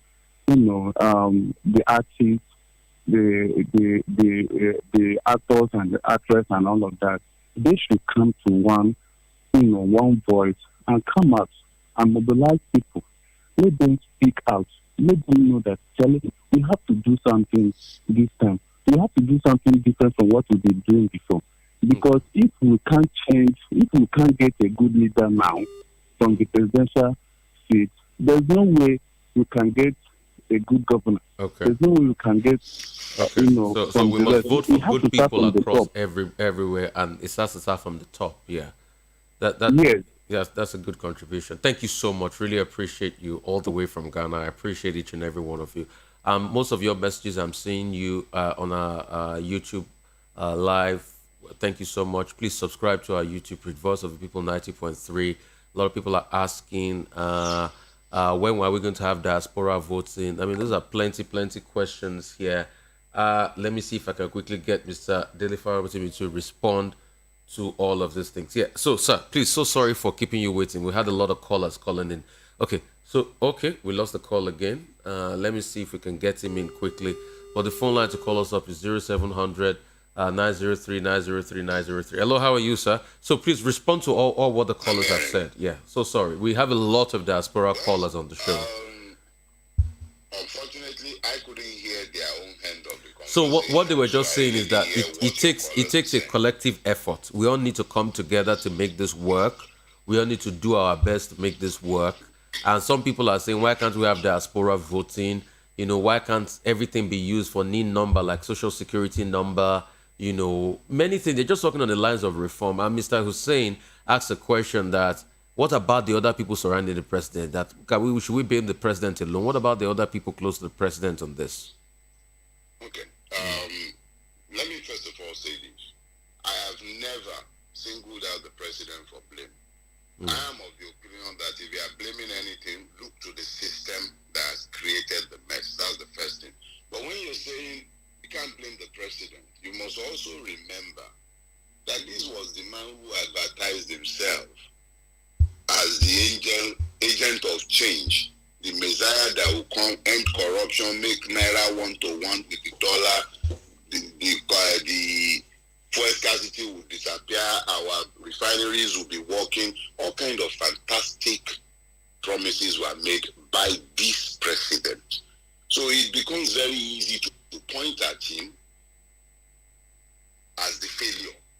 But that distracts from the fact that it is the entirety of the state itself, from the governors to the state houses of assembly, to the Senate, to the reps, to the judiciary. Every aspect of the country is failing. So to be pointing at only Buhari or whoever occupies Aso Rock as the problem would be simplistic in the extreme. It is actually a systemic failure that does not exclude any part of the Nigerian state. It is failing.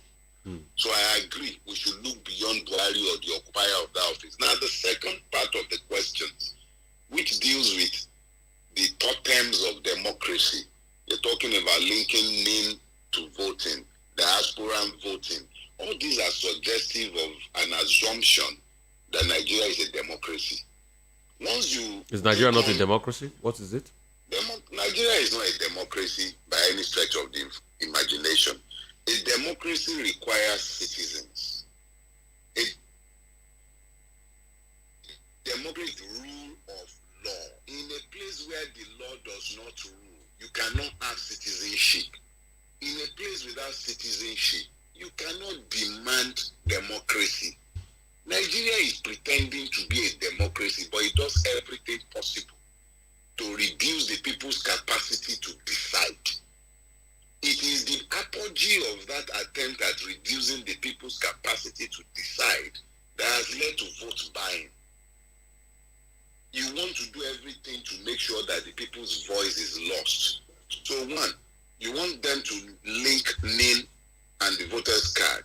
They don't want to do that because they don't want you voting. When you understand that, and you understand that that is the start point of what you call a democracy, it is looking to exclude you from the exercise of the right which makes it a democracy. So your right to vote is already being curtailed.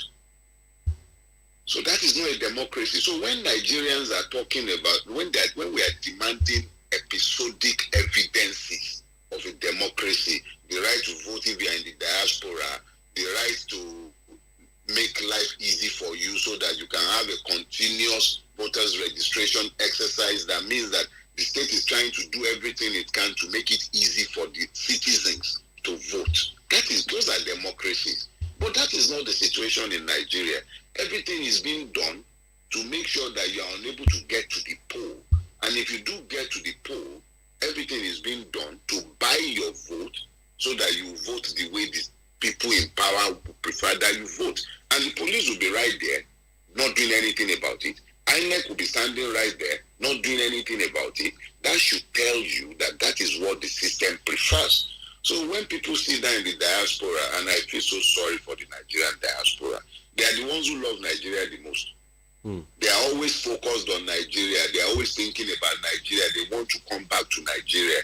But there is no Nigeria to come back to. So all these I want to vote in the diaspora is a wish that can only happen in democracies. We are not one. But so don't they have a right to love the country? I mean, because you see, the Yorubas have a saying that what it means is that it's not easy to in the diaspora. It's just because their country is not any better. That's why they are there. I mean, the cold alone is killing. Their bones are fractured from the cold. Yeah, Rufai, you are preaching to the choir. As I'm speaking with you, I'm in Maryland. I've got 3 layers of blanket on me. That's how cold it is where I am at right now. That is the life of the average Nigerian who is chased out of Nigeria by the horrible rulers of Nigeria. But it does not change the fact that as much as they might love Nigeria and want to be part of the decision-making process, part of its democracy, quote and unquote, the reality should not be shied away from. And the reality is that Nigeria is designed to ensure that they do not get a vote. They won't get any vote in that diaspora as long as Nigeria remains the way it is and unstructured. Okay, so let's even talk about people vying for political position. Is that the reason why there are discrepancies over certificate? There are discrepancies over even knowing the person and the candidates. There are discrepancies over the reason why. Because, in some sane democracies, and I use the word advisedly, we should be able to know about the president. We should be able to know about who his health status. Is that the reason why we have all of that? What will you say about all of this shenanigan happening, as regards certificate and all of that issue? Rufai, get ready to be entertained. This is the first time in Nigerian political experiment when you have this much time between an election and the emergence of candidates.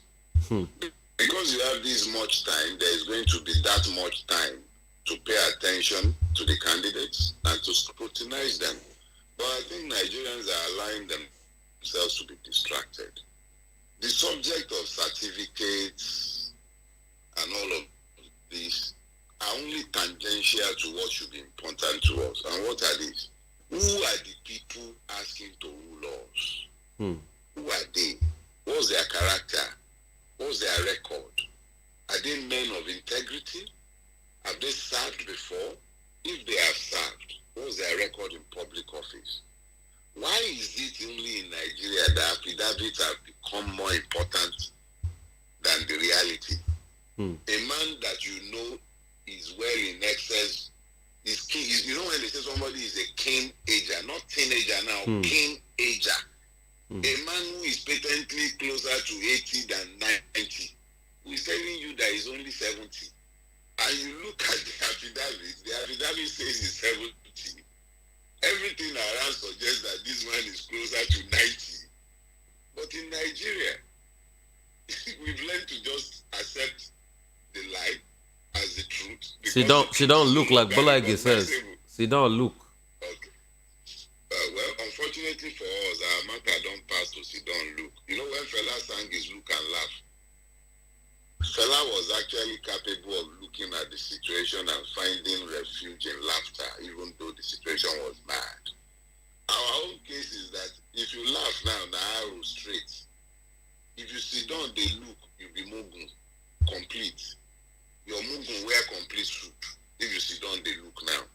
Because very soon, you sit down, they look, you end up in mortuary. Let's ask about the youth, the youth. You know, with all of these vices and all of that, what role do you think the youth can play? You see, the Nigerian youth are the X factor, the unknown variable, the wild card. And it is my hope that we might be able to offer direction and purpose to the Nigerian youth.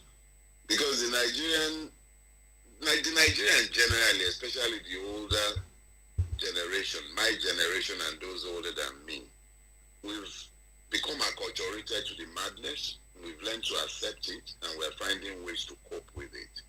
But Nigeria is a young nation, or country, I should say. And if the Nigerian youth should find its purpose, understand that it is his own future that is being destroyed by these avaricious old men, find its purpose and then identify the kind of future it seeks for itself.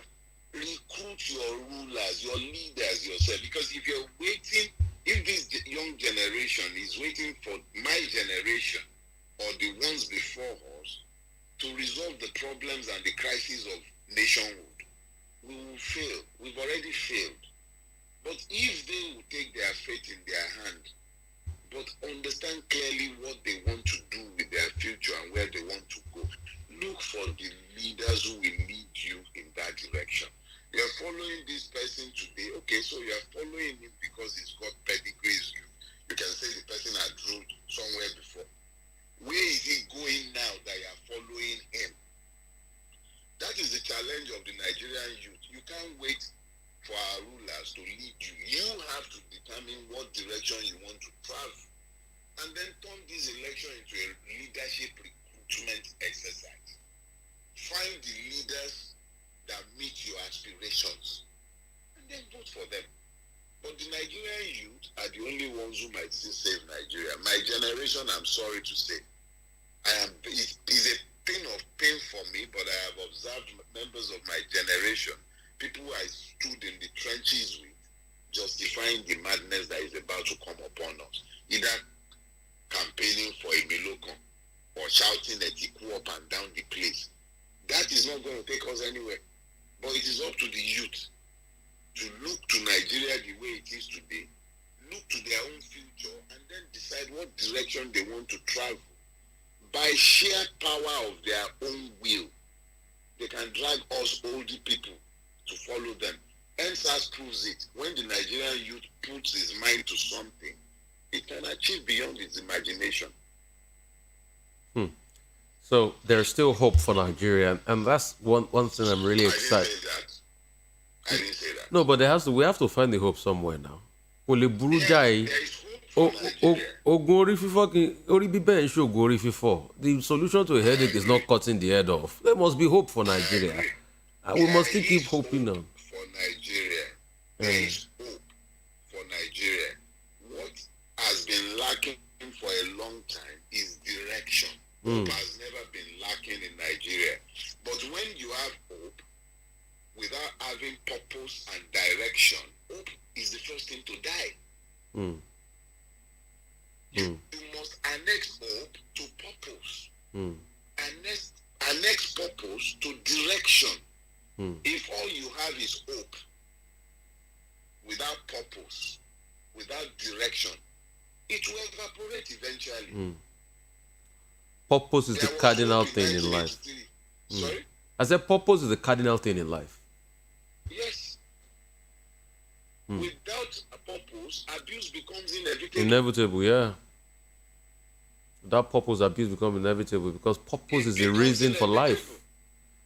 The Nigerian youth has not been directed to any purpose. That is why it's been given to debauchery. You've not offered him a purpose to focus on.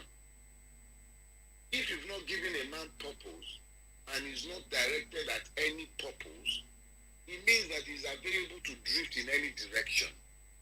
So, will purposeful leadership in 2023 bring purpose back to the teeming young people in Nigeria? Rufai, let me share an anecdote with you. Before GSM came to Nigeria in 2000,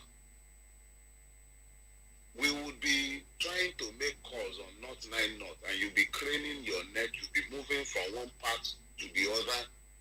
That is how Nigerian has been restrained. Without purposeful leadership, the Nigerian has been given to debauchery, and we are going in all kinds of different directions, dissipating our strengths, our resources. If there is purposeful leadership, the energies of the Nigerian, our creativity that has been bundled up and constrained, would be released. Nigerians have never required government to succeed. We've lived without governance for decades. We've managed to corner the market in self-development, self-sustainability. We live like Ronins, no government. So if we now have purposeful leadership that takes Nigeria in the direction of probity and anchors it to the rule of law, our energies that have been constrained will be unbundled and released. And it brings me to this question. Do you think that if Nigeria has purposeful leadership, Nigeria can be a superpower in? Rufai, Nigeria is the way it is by design.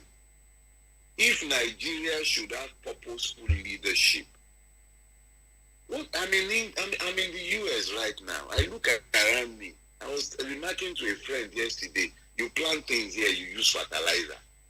You even have places you can plant. Look at that, you plant anything, it grows. Our weather, you can wear the same clothes all year round. You don't need winter clothes. Autumn, you can wear the same clothes.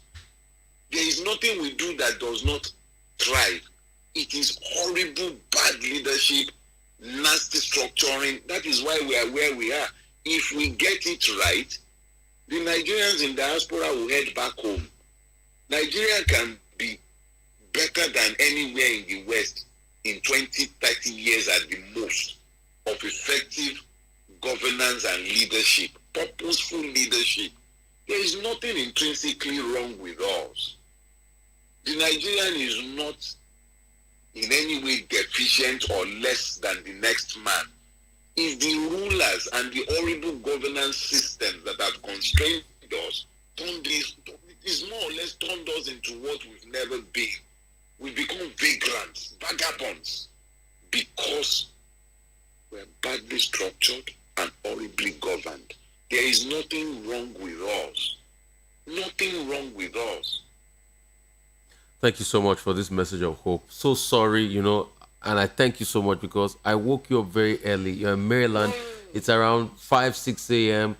Thank you so much. This means a lot to me, and I appreciate you for your time. Bless you, sir. Yes, sir. There are several men and women on the street out there.